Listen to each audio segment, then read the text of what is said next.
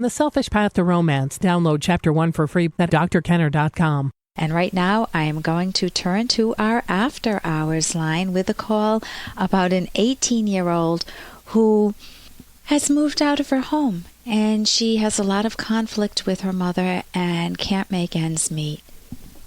Hi, Dr. Kenner. My name is Patricia, and I just wanted to ask you, I'm 18 years old, and I just moved out of my mom's house because a lot of family problems, and me and my mom have been through a lot of problems, from police to within our household, a divorce from my parents and everything.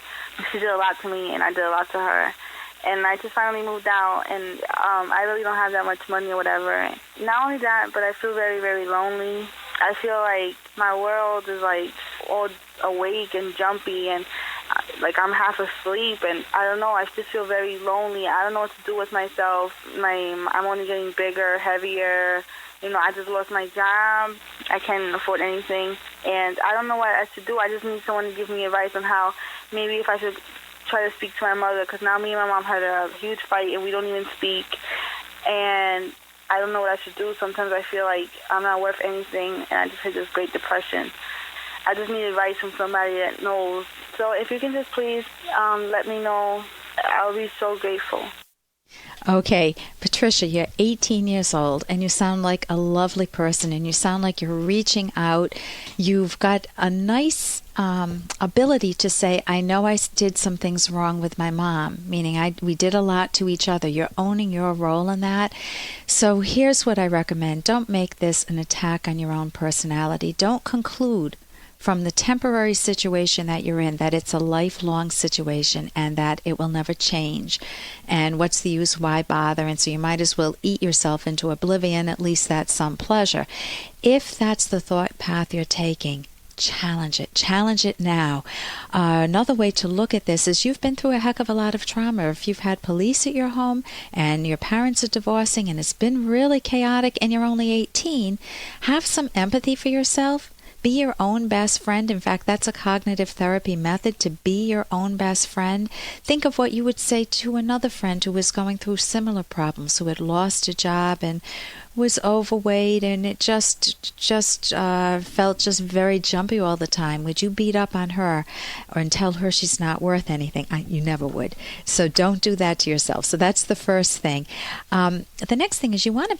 Hey, I got to interrupt this because we've got to pay some bills. 30 seconds, that's it. A very quick ad, and then Ellen will be back.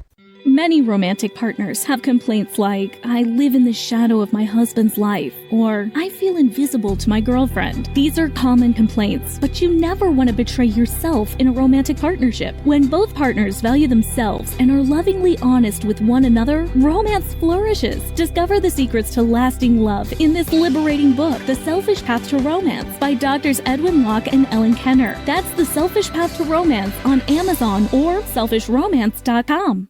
The next thing is you want to be able to challenge some really deep-seated evaluations that you've drawn. One is that you're worthless. Another is that you can't get along with people. Now, it's possible that you couldn't get along with your mother and your father at many different times in your life, but don't draw the conclusion that you can't get along with anyone because you're lonely right now. You need to connect. You need to take some psychological risks and reach out.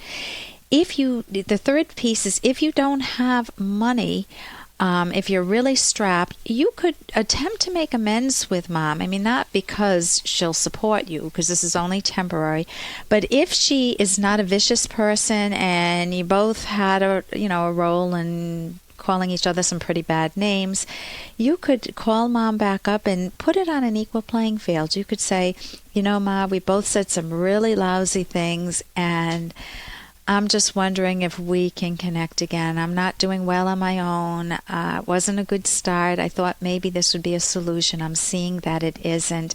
And I apologize for XYZ, for my role in it. Now, don't apologize for more than you did.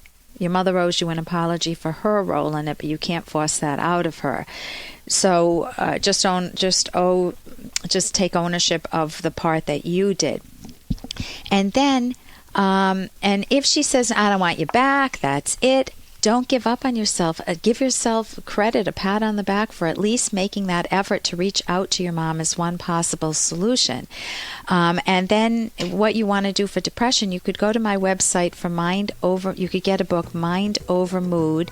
You want to make an action plan for yourself to get a job and to be able to lose the weight and to meet friends, but you can't do that all at once. You need to break it down into bite-sized pieces. For more Dr. Kenner podcast, go to drkenner.com and please listen to this ad. Here's an excerpt from The Selfish Path to Romance, the Serious Romance Guidebook by clinical psychologist Dr. Ellen Kenner and co-author Dr. Edwin Locke.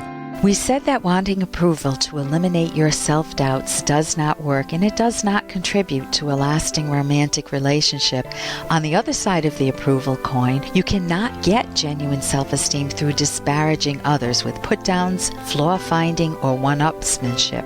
Another person's flaws don't make you a better person. People who try to get self-esteem by putting others down are trying to hide their own moral vices and/or their own sense of inferiority. You earn self-esteem by your own thinking and actions, not through comparisons.